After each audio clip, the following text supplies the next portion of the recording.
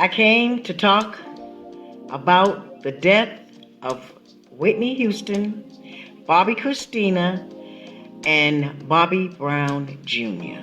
I am going to set the record straight today. I know that it's many people in the world that think and believe that Whitney or Bobbi Kristina or little Bobbi died of a drug overdose. That is not true.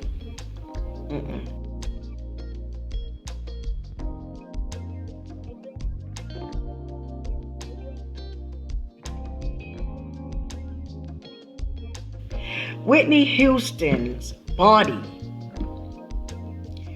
told anybody upon looking at it that it was foul play. Okay, don't get it twisted. No, Whitney Houston, I counted at least 10 gashes in her chest alone. She had marks up and down her legs. Her fingernails were chipped. Her face was busted out. It was blown up. Yes, as if somebody was punching her in the face. Whitney Houston fought for her life. Yes, she did. Excuse me, let me have a drink of water. Whitney fought for her life. Whitney had skin taken off her back. There was so many things wrong with Whitney's body. I mean, it told anybody. And like I said, her security, Ray, told me that room, Whitney's room, looked like a tornado hit it. So it was a fight. It was a struggle. Okay? Yes, it was. Pat knew this. Gary knew this. But they also did something else when before the authorities got there to the hospital with Whitney. Pat and Gary staged the scene. Yes. I have an eyewitness that was there that watched them go in and out of the room after Whitney's body laid there, and they were taking things out from one room to the next. Pat and Gary did this. So Whitney's body definitely denoted that there was foul play. Okay? All of her bruises told us what happened in that room. Whitney fought for her life. There was no drugs in her system. The coroner report states that there was no drugs in Whitney Houston's system. Okay? So let's stop saying that she died of an overdose. I'm sick of seeing that in the media. That's not the case with Whitney. No, she didn't have any drugs in her system. Bobbi Kristina was beaten in her living room. Go and look at the police report. Bobbi Kristina was beaten in her living room by Nick Gordon. He beat her down with Danielle in her condo, Max Lomas, and Danielle. What's Danielle's last name? I got it coming out in the book, but that's okay. Danielle, who was somebody that Chrissy was not even friends with anymore. Okay, so what was she doing in my niece's house? Yeah, we're talking about all this in the book. Nick beat Chrissy down into like a fetal position. She was screaming and crying, asking him why was he doing this to her, because she didn't know. But it was a setup. It was a setup. Yes. Nick was told not to let her go out of that house and to do whatever it was he got paid to do that for. Okay? Yeah, that's the deal. Nick Gordon was not somebody that grew up with Bobbi Kristina either. No, he was not. He did not grow up with her. Nobody never met him. Bobbi, my brother, never met Nick. Okay, Nick was brought into the picture after Bobbi and Whitney's divorce. Okay, so right before Whitney was murdered, Nick was brought into the picture. Okay, and if you ask me who would bring him in, I would tell you Pat Houston. Yes, she set everything up. Okay, we're gonna talk today. We're gonna talk. I'm gonna talk. Nick did all that to Bobbi Kristina. He was on. I wanted to get his story, so my nephew Gerard Brown called him, and he was on a tape. He said When Gerard, and I had 10 people in my living room. Some of Whitney's family was there, and the Browns were there, and some of my friends. So there are plenty witnesses. They all heard Nick on the tape. Gerard is on the phone with him, and he asked, what happened? Tell me what happened. How did Chrissy end up in the bathtub? And he just went to talking all hysterical, and he was scared. He said, I'm not going down for this. I'm not going down for this. He said, I'm not going down for this one. He said, I saved Pat with Whitney. I'm not going down. I'm not going down for Chrissy, because I already saved Pat with Whitney. So what did he save you for, Pat? How did he save you? How did he save you, huh? Is that why he's not living right now? I don't know. Talk to me. Because Nick is no longer here to tell the story. Okay? Told it wrong anyway. So we're gonna keep this real. We're gonna keep this real. All right? And I'm gonna say this.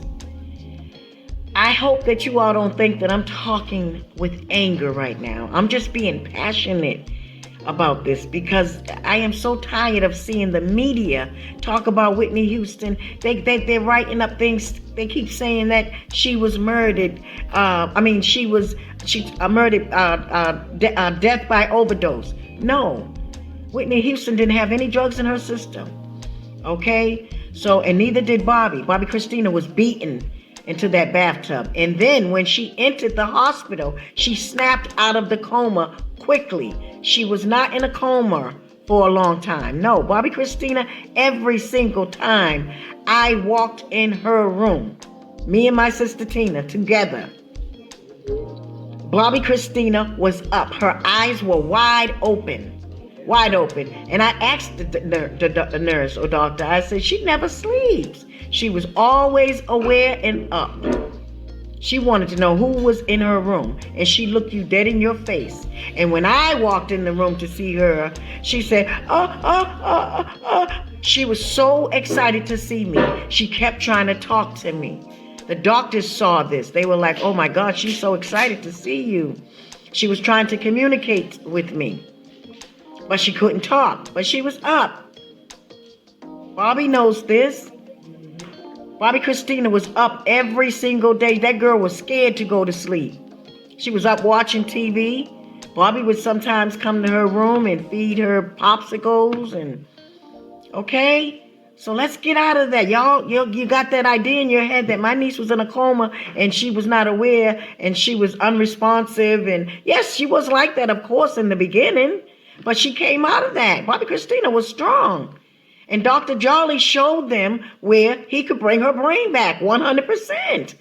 The doctors had even told us she would be fine after about 6 months.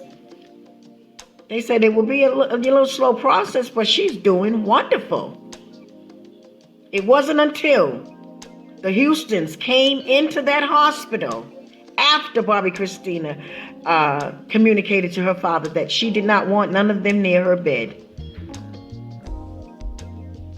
But they came in there and they did something to my niece. There's no way I'm going to let somebody tell me that they didn't. They did. Because then there pops up an impersonating nurse.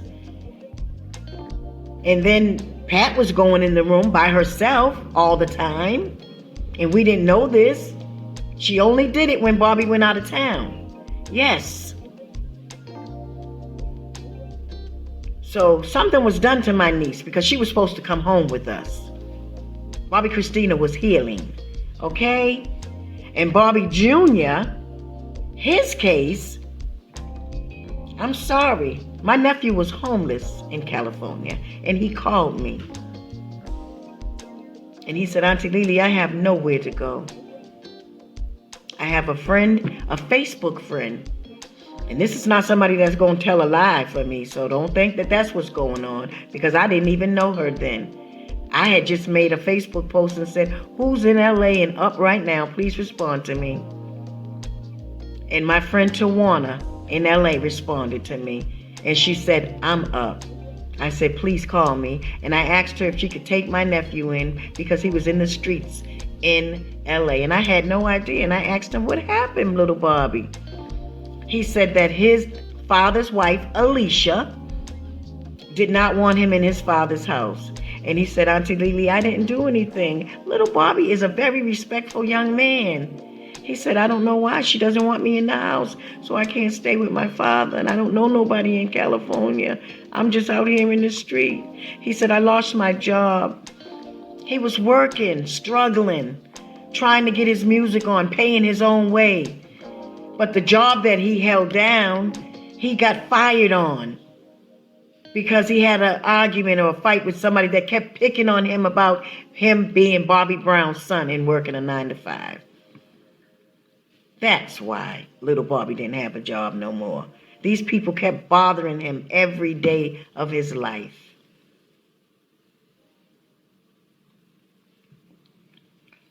And then my friend Tawana takes him in. I sent him money. I cashed up him money for food and the things that he needed. I thanked Tawana for keeping him, and she went and picked him up in LA and everything and brought him to her house. It was days after that that little Bobby was found dead in a condo that is in Alicia's name. And he wasn't found dead until my brother Bobby left LA and came to Atlanta, and we were having dinner in a restaurant together. And little Bobby FaceTimed his father, and we were all sitting there looking at Bobby. Little Bobby looked so healthy and clean. He didn't look like he had ever did a drug in his life. And the next day he was dead. Oh yes, this is what happened, you all. Come on. So there's foul play with everybody, especially Whitney and Chrissy. Whitney was most definitely murdered. Bruises all up and down her legs, her fingernails were chipped, her lip was busted, her face was swollen like somebody was punching her in the face. Okay? So Whitney Houston, no, she was murdered. Her room looked like a tornado hit it. So Whitney was fighting for her life. Why didn't her brother Gary and Pat get in the media and tell that? Why? Why didn't they reveal that to the public, that somebody murdered Whitney? I know why. They did it. Okay? So no, Whitney Houston was murdered. Let's get that straight. Bobbi Kristina was murdered by Pat Houston. Yes. She did not want Chrissy to come out of hospice. First of all, I believe she put Bobbi Kristina there. In hospice. She wanted her to leave that hospital and go directly into hospice because Chrissy was coming home with us. The nurses said that she would be fine. We could take her home and she would be fine. Give it about 6 months. But then she ends up going into hospice? Somebody did something to my niece. Oh, yeah. And it's easy. It's obvious to figure out what's really going on. Impersonating nurse. Where is she? She better be in jail. She better be in jail. Yes. Investigators in 2 different counties believe Taiwo Sobamawao used another nurse's license number who had a similar name to get hired by a hospice care company. And once hired, police say the woman who wasn't a nurse took care of one of the nation's most high-profile patients during her final days. In September, Forsyth County Sheriff's Detective Jeffrey Rowe received an unusual tip that Taiwo Sobamawao was impersonating a nurse at a Forsyth County hospice care facility, something she had been accused of doing before.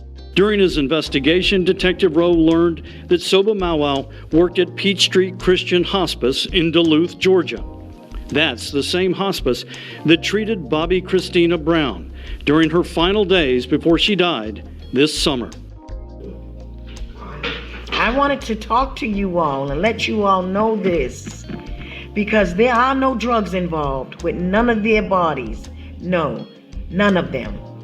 It might have been found in little Bobby's body, but that was because it was put there. Little Bobby wasn't getting high off of nothing. No. And Bobbi Kristina, she cried out for somebody to help her. And that boy, Max Lomez, and that girl, Danielle, sat there and let Nick beat her up like that. And stomp her and drag her up those steps without even calling 911 or trying to get him off of her. None of them helped her. So they was not her friends. No. They were trying with Bobbi Kristina. They tried to put her in the bathtub in the Beverly Hilton at first. Then, on top of that, when Chrissy didn't die, when she got home after Whitney was found, they planted a knife in her tire for her to have a car accident. They planted that. I have evidence. Bobbi Kristina was a good driver, by the way. They forced her into that car to drive it. So she had an accident, lost control, because they stuck a knife in the tire. Oh yeah, they were trying their best to kill Chrissy. All of this for Whitney Houston's estate. Yes. You can believe it if you want to. You don't have to. You can take it or leave it, but that's what it's all about at the end of the day. Yes. Of course, it may be somebody else involved. It probably is. I don't have proof of. Everybody wants to say, well, it was Clive that ordered it, and that may be so. But I don't have that proof of that. I have proof of things that Pat Houston did, Nick Gordon, Gary Houston, Ray J. Ray J did something to my niece. And I'm going to tell you all about that. Yes, they were all involved. There were too many people running around that hotel doing things to my sister and my niece. I'm so sorry, you all. But it's the truth. As God is my witness. So I'm trying to just set the record straight and let you guys know that I don't want people lying to you. And you thinking that, no, they died from overdoses and stuff. No, that didn't happen. Whitney Houston never got in bathtubs. Anyway, I've said that in the beginning. No, not no I hotel. let you all know that. Not no hotel. No. But yes, they did do this. They did some evil things to Bobbi Kristina and Whitney. And it's very wrong, and it needs to be told. The truth needs to be told. At the end of the day, no matter who doesn't like it, no matter who doesn't believe it, it is still going to stand as the truth. I'm not saying this to try to convince you all. I'm not trying to get you to I'm not trying to sound convincing to you. I'm just telling you the truth. You can take it or leave it. It's up to you. But that is what happened. Michael Houston sat on Oprah's show with Mama Sissy Houston, and he told the whole world that he was the first one that introduced Whitney to drugs. You all know very well that Bobbi has nothing to do with that. Bobbi has nothing to do with that. You don't even know what went on in their home. I do. I was there. Yes, I lived with them. And I watched them throughout the whole time, the whole drug ordeal. Yes. Neither one of them ever put a pipe to their mouth, first of all. Okay? Neither one of them ever put a pipe to their mouth. You all think you know things and you don't. So Bobbi and Whitney was not crackheads. No, they were not. Never.